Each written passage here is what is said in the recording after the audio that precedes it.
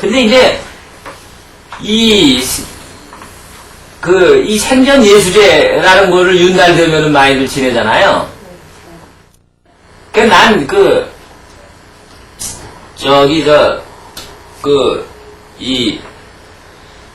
우리가 추구해야 되는 불교를, 난 이 과학불교,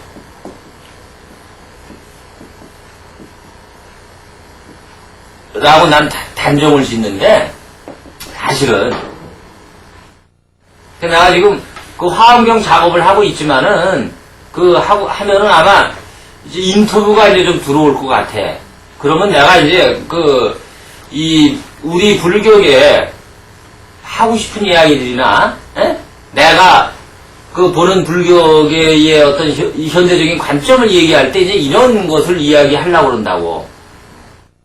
과학불교와 열린 마음 열린 불교 하듯이, 그런 오픈 마인드와 이 셀프 컨트롤, 앞으로 시대를 살아갈수록 우리가 열린 마음을 갖고 바라본다라는 것이 얼마나 중요한가를 알 수가 있어요.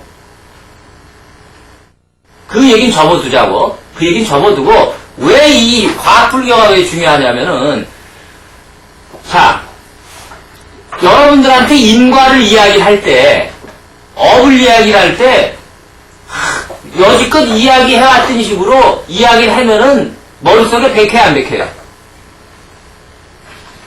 잘 실행이 안 되지.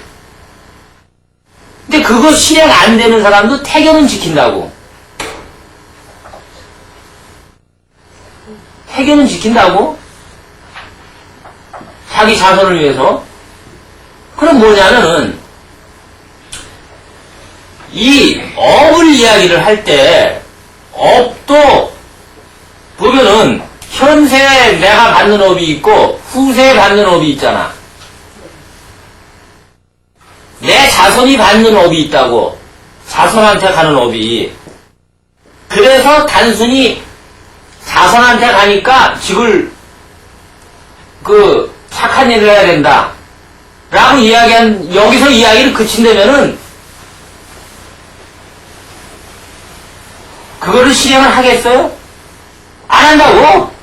난 나중 얘기인데, 당장 얘기도 지금, 안 할 판인데, 제 얘기를, 내일, 예를 들어서 무슨 일이 있는데, 오늘 술 먹으면 안 되는데, 그런 것도, 그런 고민도 못 참고, 에이, 먹고, 가오리 한번 찾지, 내일 일은 내일 일인데, 그거는 판국인데, 자손이 어떻게 되든 그걸 신경을 쓰겠냐고. 근데 태교는 과학적으로 막 이야기를 하니까 또 초음파로 해가지고 말이야, 좋은 음악 들을 때 하고, 예를 들어서 욕하고 기분 나쁠 때 하고, 또 여자가 술 먹고 저거 했을 때라든가 이럴 때를 과학적으로 쫙 보여주니까 정말이구나 하고 느껴지니까 한단 말이야. 이거 마찬가지로 업이라는 것도 유전인자가 전달이 돼서 자손한테 가는 거 아니에요? 그지? 그럼 그 유전인자라는 건 어떻게 만들어지는 거야? 유전인자라는 게 도대체 뭡니까? 모양을 갖다가 갖추게 하는 것도 유전인자지만은 어떠한 성향을 갖게 하는 것도 유전인자 아니야. 예를 들어서 예술가의 집안이다. 혁명화 이런 집안 같은 경우에 보면 누구도 부정을 못 하잖아. 그 집안은 예술 집안이니까. 그죠? 또 그런 클래식이 아니더라도 조용남이만 하더라도 조용남이 동생 다 그렇잖아. 또 저기 누구야? 양인이 동생은 탤런트지. 그거 어찌됐든 그 사람들은 예술 쪽으로 저거 한단 말이야. 그쵸? 그리고 또 뭐야? 무함에도 알리 딸이 권투선수인가? 뭐 저거 하고. 근데 뭔가 있어. 그게 유전학적으로 지금 우리가 갖는 생각과 마음까지도 그것이 유전화된 정보로서 입력이 돼가지고 그러한 것까지도 전달이 된다고. 후천적으로 갖는. 예를 들어서 어떤 사람이 술을 잘 먹을 줄 몰랐는데 사업을 갖다가 하다 보니까 술을 너무 잘 먹게 됐어. 그러면은 애초에 태어날 때는 유전인자에 어떠한 술에 잘 먹는 그런 유전인자가 없더라도 이게 길들여져가지고 숙달이 되니까 자손한테도 그 유전인자가 전달된다라는 거예요. 다시 말하면은 나쁜 마음을 먹고 펄컥펄컥 화를 내는 사람 같으면은 그러한 것들이 그 사람이 가지고 있는 머리에, 뇌에 저장이 되고 이렇게 돼 있다가 마음과 물질은 하나니까 그것이 곧 육신에 박혀가지고 그 유전자가 전자한 난자를 통해가지고 자손한테 유전이 된단 말이야, 그 기질이. 그러니까 똑같은 그 인과와 그 업을 설명하더라도 말하자면 이런 식으로 설명을 해자라는 거지, 내 얘기는. 그러면 보살님들도 이해하기 어려운 게 아니잖아요. 예. 그걸 갖다가 다른 식으로 자꾸 이야기를 하니까 그 실감이 안 난단 말이야. 실감이 안 나. 그잖아요? 예. 그 이런 식으로 과학적으로 분석을 해가지고 얘기를 하자 이거야, 내 얘기는. 앞으로 그거를 추구해야 된다는 거야. 우리 불교가. 그게 어찌됐든, 지금 그렇다는 얘기고, 그 다음에 47번 봅시다. 과실은 어떤 현명한 이에게도 있다. 그러나 그 과실이 현명한 이를 상처 입히지 않는 것은 그가 그 과실을 잘 알고 그 행위를 고쳐나가기 때문이다. 민성공전서라는 데 있대. 이건 나도 뭔지 모르겠다. 어찌됐든 근데 우리가 실수는 할 수 있단 말이야. 잘못을 할 수 있는데 그 잘못을 인정하느냐 안 하느냐가 중요한 거지. 잘못을 저지르느냐 안 저지르느냐는 사실 중요한 문제가 아니라는 거예요. 가정이 불화가고 그런 것은 왜 그런 거예요? 사실은 다 잘났다 그러는 거야. 속으로는 내가 잘못한 부분이 있지만 에이 이왕 여기까지 왔으니까 밀고 나가. 한 번 밀리면 점점 밀려. 부부간에도 그렇고 고부간에도 그렇고 형제간에도 그렇고 먼저 기선을 제압해야 된다. 신의지간에도 그렇고 기싸움이거든. 그러니까 과실을 인정을 하고 잘못된 거 인정을 했다. 그럼 결국은 그거를 인정을 하려면은 이 상이 없어야 된단 말이야. 상 중에서도 아상이 없어야 된다고 말해요. 나라는 생각, 나가 최고다. 그릇된 나라도 내가 최고다라는 생각을 갖는다고. 인간이 집착 중에서 나라는 본능적인 집착이 있단 말이에요. 예를 들면은 생명체로서 살고자 하는 본능적인 집착이 있어. 그러니까 청동동계 지금 아구구구 숨으려고 그러지. 그거는 생존에 대한 본능적인 집착이거든. 그런데 그거 말고도 자존심이라든가 또는 개새끼들이 도달하면서 영역 표시하느라고 오줌을 찌글찌글 싸는단 말이야, 본능적으로. 배워서 그런 게 아니라. 인간도 마찬가지로 자기가 설정해 놓은 어떤 테두리가 있는데, 그 범위만 넘어서면은 이게 발동이 돼가지고, 부부지간에도, 어디까지는 참아주죠. 어디까지는 참아줘. 그거만 넘어서봐. 다 그런 경계선들이 있단 말이에요. 마음속에. 그죠? 그게 아직 아니에요? 그런데 그것은 본래 불교에서는 무아를 얘기하거든. 내 자신이 사실은 실상이 존재하지 않는 거야. 오온이 가합이 돼가지고 색수상행식이 또 사대와 지수화풍이 인연에 의해서 뭉쳐져가지고 있어가지고 생각도 일으키고 그럴 뿐인데 그것이 진짜 있는 걸로 착각을 하고 있다고. 근데 그 착각을 하고 있는 것이 착각이 또 경계선을 만든단 말이야. 그럼 본래 내가 무아인데 무아가 만들어놓은 경계선이 어딨어? 그래서 비유하기를 뭐라고 얘기를 하냐면은 모래 성과 같다라는 거 아니에요. 애들이 땅 따먹게 하고 모래성을 쌓고 할 때 내거 부신이 뭐하고 영토 싸움 한단 말이야. 파도가 한번 쫙 몰아쳐가지고 싹 훑어가봐. 그 어릴 때 땅 따먹기 해봤어요? 네. 맞아요. 세 번 차서 안에 들어오면 되는 거야? 제자리 4번인가? 세 번이지? 네. 그러니까 그때는 그게 부동산 투기에 매력이 달린 것처럼 실제로 자기 땅인 것처럼 싸운다고 밟지도 못하게 하고 남이 이만하게 사면서 그죠? 네. 그 저녁 때가 돼가지고 야 이 새끼들아 이제 시끄럽고만 떠들고 들어와서 밥좀 처먹어 그런다고 그러면 끽소리 못하고 들어가 내 땅 네 땅이 어딨어 말 한마디에 네 땅 내 땅이 없는 거야 자기 자신의 실상을 자기 자신의 인간이라는 실상의 본래의 마음 그거를 보게 되면은 자기가 쳐놓은 여기 경계선을 쳐놓고 경계동도 세워놓고 하는 이것이 본래 파견하는 본고지가 없는 거야. 근데 우리는 이 무아해라는 것이 자꾸 신나다 라고 확신을 하니까 그릇된 생각으로 뭉쳐져 있는 자기 자신을 자꾸 이 부정할 수 없는 현실적인 나다. 나는 확신 속에 빠져 있으니까 이게 안 되는 거란 말이에요. 그러니까 내가 늘상 얘기를 하잖아. 예를 들어 여기 있는 사람들이 이따가 법회 끝나고 어디 한식 먹을까 중국식 먹을까 아니면 보살님 동생이 하는 만두 먹을까 하다가 그래 그럼 만두 먹지 하고 결정을 해놨다고. 근데 보살님이 나중에 와가지고 다른 건 다 준비할 필요가 없이 만두 먹기로 결정이 돼 있으니까. 근데 하는 얘기가 내 동생 만두가가 그만뒀어. 그러면 그 전에 한식이 낫다, 한식 아니면 중국집이 낫다, 족발이 낫다, 피 터지게 싸우던 게 난데없이 들어오는 사람 내 동생 만두가가 그만뒀어. 한마디 그냥 물거품이 돼버리는 거예요.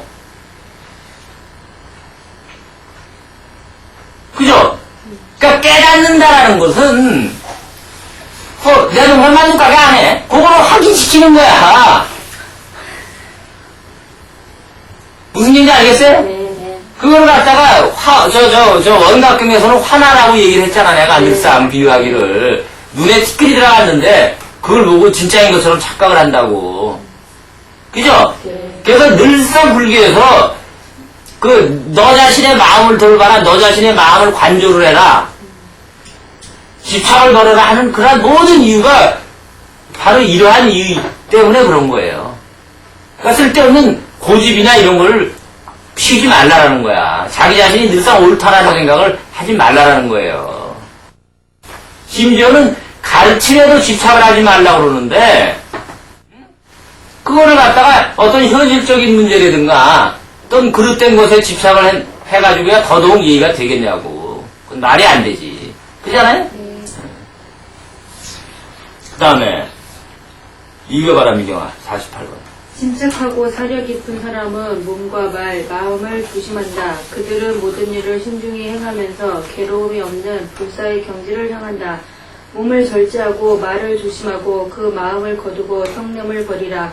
도의 길을 가는 데에는 인욕이 가장 으뜸이니라. 이건 이제 비슷한 얘기죠. 그 다음에 성내지고 않고 원한도 없는 그대를 보고 욕하고 손가락질하는 자가 있더라도 마음을 깨끗이 하여 앙심을 품지 않는다면 그 허물은 도리어 그대를 손가락질한 자에게 돌아가나니 마치 흙을 끼얹더라도 역풍이 불어와 오히려 자신을 더럽히는 것과 같느니라. 읽은 거야? 네. 내가 자꾸 이 교재 저거 한 걸 생각하느라고. 그런데 우리가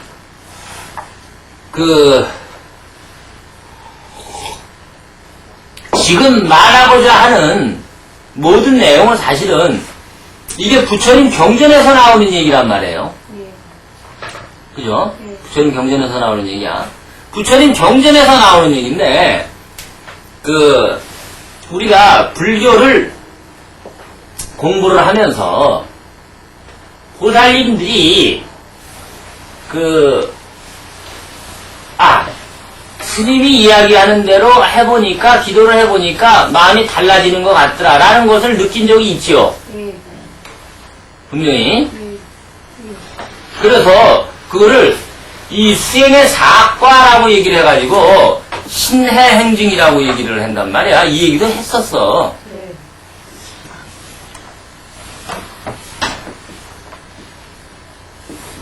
이건 뭐냐면 처음에 믿는 마음을 내서 믿는 마음을 내야 될 거 아니야. 어찌됐든 부처님 말씀을 믿는 마음을 내지 않으면 안 되잖아. 기본적으로. 이걸 뭐라고 해? 발심 아니야, 발심.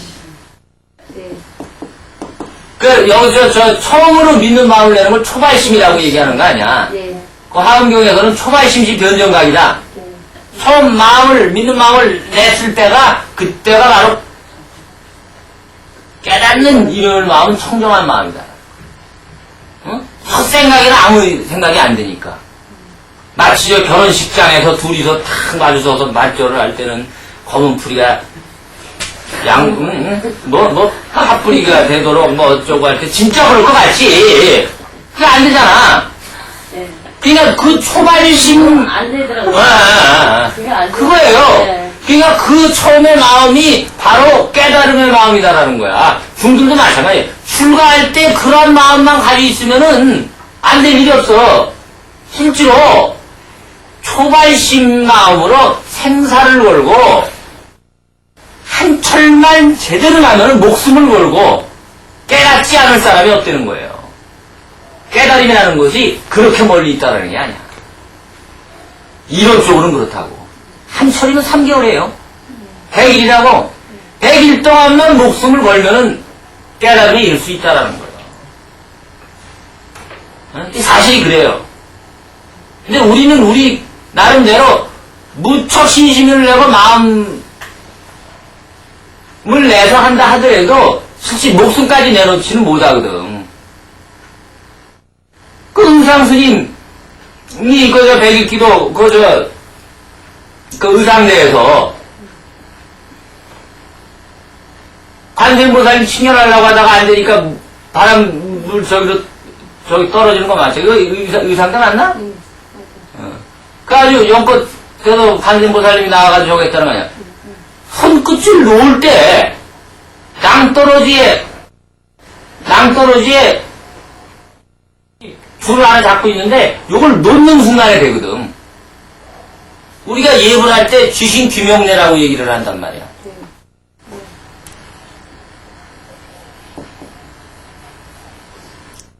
귀명. 이건 뭐야? 목숨까지도 돌이킨다라는 얘기야. 목숨까지도 마친다라는 얘기야. 그런 의미가 있는 거예요. 지신 귀명례라는 게. 이거를 갖다가 그 이기영 박사가 그 원효사상에서 아주 대단히 풀이를 잘해놨지. 원효 그 귀신론 저걸 하면서 이기영 박사가 그래서 우리나라 그 문화 그 출판 대상을 딱 60년대가 무슨 10년대가 그럴 거야. 아마 그 원효사상 그 1, 2인데 그 원효사상 일집 그거 가지고 아마 나도 그 책을 보면서 상당히 이 감명을 많이 받았지. 그 풀이에 대해서. 응? 어찌됐든 그래서 일단 믿는 마음을 내서 그 다음에 이제 믿는 마음을 내도 뭘 어떻게 믿을까 이해가 돼야 되니까 그 다음에 그 이해되는 대로 행해서 얻어지는 결과가 있단 말이야. 이 결과가 많을수록 어떠한 형태로든지 결과가 많을수록 좋겠지. 그러려면은 해와 행도 많아야 될 거 아니야. 그리고 더불어서 신심은 견고해야 되고 얘기가 이렇게 되죠. 그러니까 여기 있는 분들은 최소한 그 정도가 문제지 조금씩은 겪어봤을 거라고. 어떤 사람은 실오라기만큼 겪을 사람도 있고 어떤 사람은 동아줄만큼 거는 사람도 있고 각 분야에 따라서 그래서 내가 지금 이 부교재로 나눠준 거는 화엄경 중에서 믿음에 관한 거란 말이에요. 읽어봐라, 읽어봐라. 그때 문수보살이 그때 문수살이 보살이 흐리고 어지러움이 없는 청정한 행의 큰 공덕을 설하고 나서 보리심의 공덕을 나타내 보이고저 한 까닭에 개송으로 현수보살에게 물었다.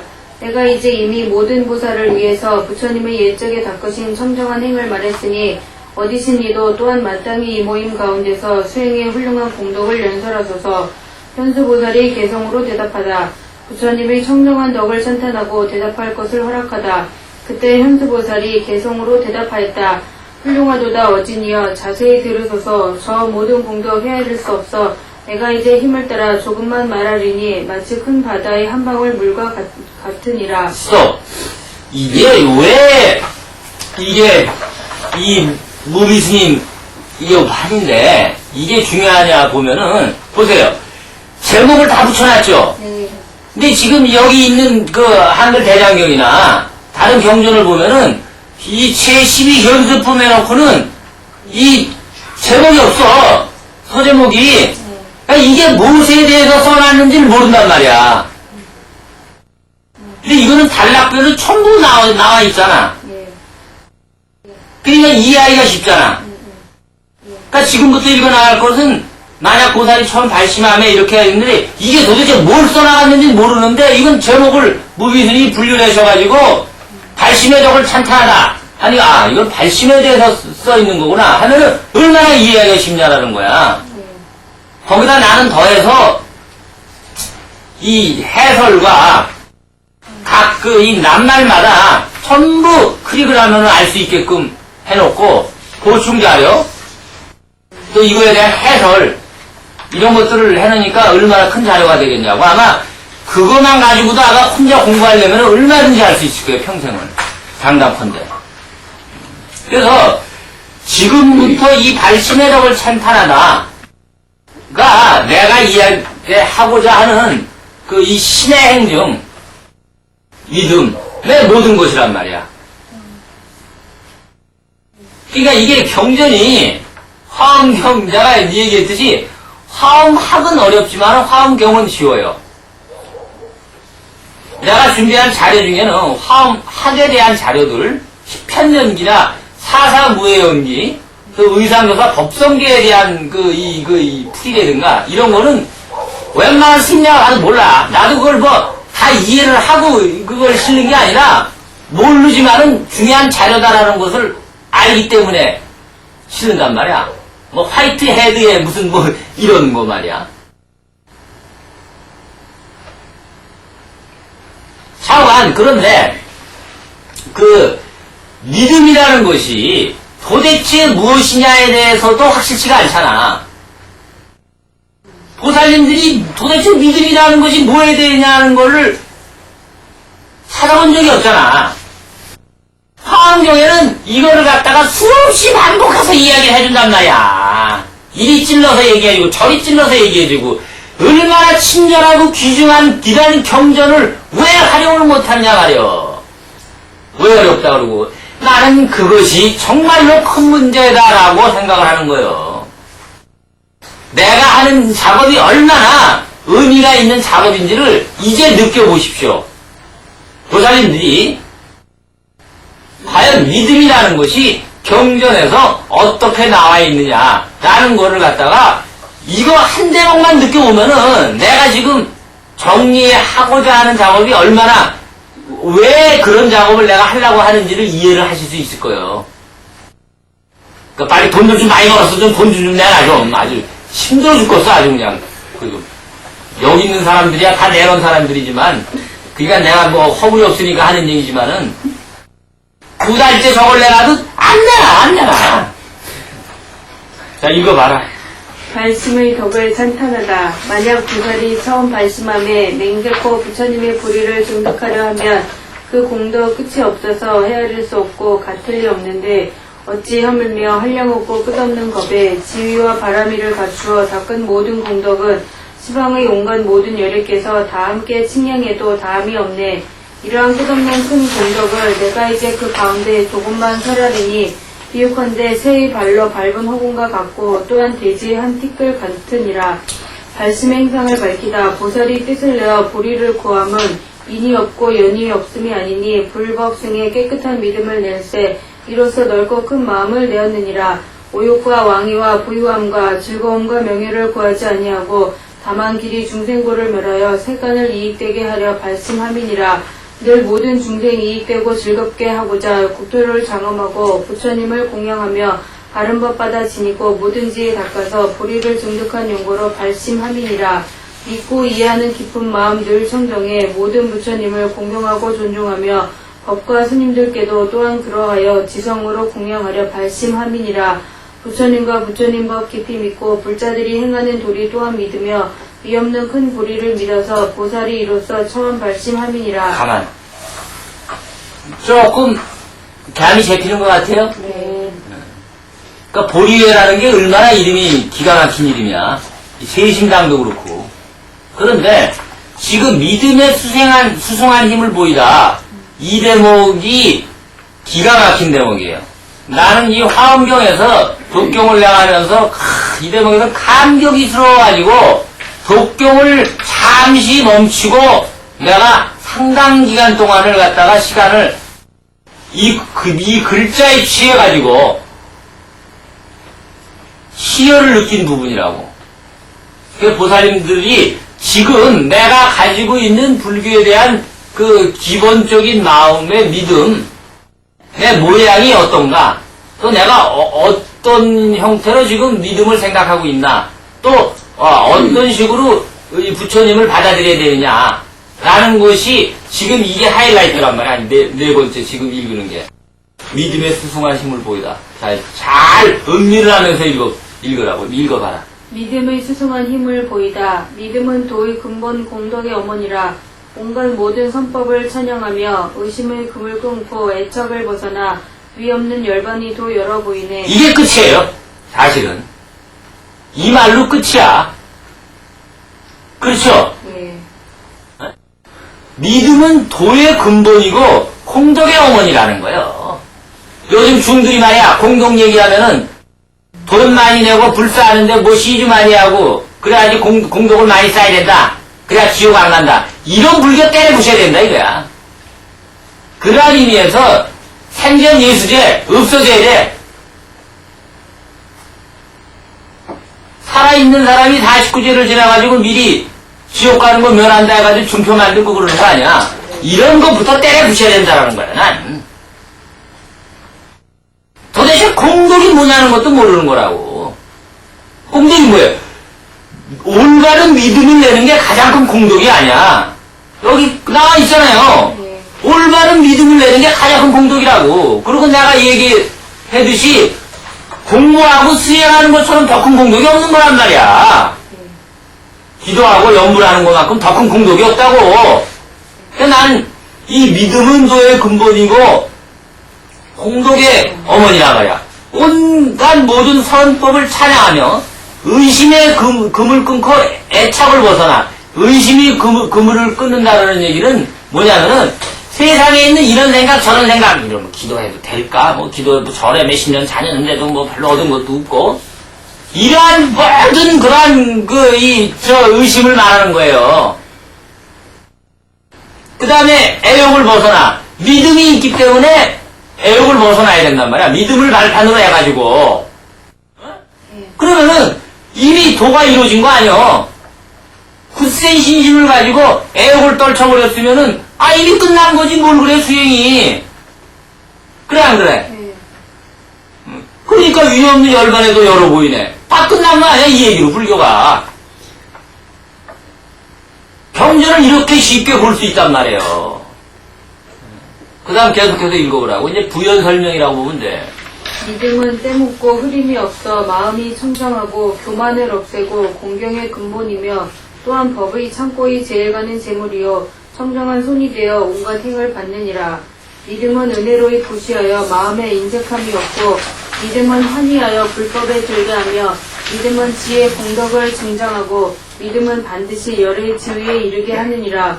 믿음은 모든 근을 깨끗하고 밝고 이롭게 하고 믿음의 힘은 견고하여 능히 깨뜨릴 수 없고 믿음은 길이 번뇌의 근본을 멸하며 믿음은 오로지 부처님의 공덕을 향하게 하느니라. 믿음은 경계에 집착함이 없고 모든 어려움을 멀리 여의어서 어렵지 않게 하며 믿음은 온갖 마의 길에서 뛰어나 위없는 해탈의 도를 나타내 보이니라. 믿음은 공덕이 파괴되지 않는 종자요 믿음은 깨달음의 나무를 생장케 하며 믿음은 가장 수승한 지혜를 증익케 하고 믿음은 온갖 부처님을 나타내 보이니라. 이런 까닭에 행을 의지해 차례를 말할진대 믿는 즐거움 가장 수승에 심히 얻기 어려우니 비유하면 온갖 세간 가운데 뜻을 따라 묘한 법의 곳을 소유함과 같으니라. 그래서 결론은 뭐냐? 그러한 이 믿음에서 오는 즐거움보다 더 큰 것이 없다라는 거예요. 아시겠죠? 네. 사랑은이라는 노래가 있잖아. 사랑은 언제나 뭐 저거, 그게 성경에 나오는 구절이잖아. 네. 그래서 난 그거 보면서, 부럽다. 기독교 다니는 사람들은 저런 노래도 사고해가지고 참, 사랑은 온유하며, 화내지 아니하며, 그 노래가 그렇게 좋잖아. 그런데, 이거 봐. 지금 이거를 만약에 가사를 갖다가 만들어가지고 붙인다면은 얼마나 더 기가 막히겠어. 그죠? 난 그래서 이 화엄경을 읽으면서 전율을 느끼고 멈칫멈칫한 적이 한두 번이 아니야. 그 밑에 이제 산보를 믿음을 밝히다라는 것은 이제 계속 이어지는 얘기거든요. 그러니까 요 앞부분만 읽어도 되게 뜻은 나오니까 보사님들이 집에 와서 읽어보시라고. 그러니까 내가 이 파일을 복사를 해주는 거를 모아요. 집에 가지고 가서. 그래서 늘상 이렇게 보라고. 그러면은 나중에 큰 저기가 될 거라고.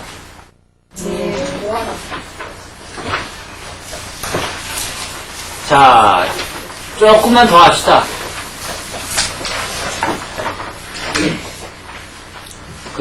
34페이지인가? 네. 이게 쉬운 얘기들이니까 다 읽으면 돼. 성내지 않고 원한도 없는 그대를 보고 욕하고 손가락질하는 자가 있더라도 마음을 깨끗이 하여 앙심을 품지 않는다면 그 허물은 도리어 그대를 손가락질한 자에게 돌아가나니 마치 흙을 끼얹더라도 역풍이 불어와 오히려 자신을 더럽히는 것과 같느니라. 아한경에 나와 있다. 수천의 횡을 반복한다 해도 사랑하는 사람과 다시 만난다는 것은 드문 일이다. 그러므로 지금 후회 없이 사랑하라. 사랑할 시간은 그리 많지 않다. 이 도리행론. 근데 이 사랑이라는 개념을 잘 받아들여야 돼. 사랑할 시간이 많지 않다 해가지고 말이야. 지금 이 말 그대로 해가지고 경전에도 그렇게 얘기하고 있는데 남편 전화해가지고 빨리 들어와. 사랑할 시간 많지 않대. 그런 게 아니란 말이야.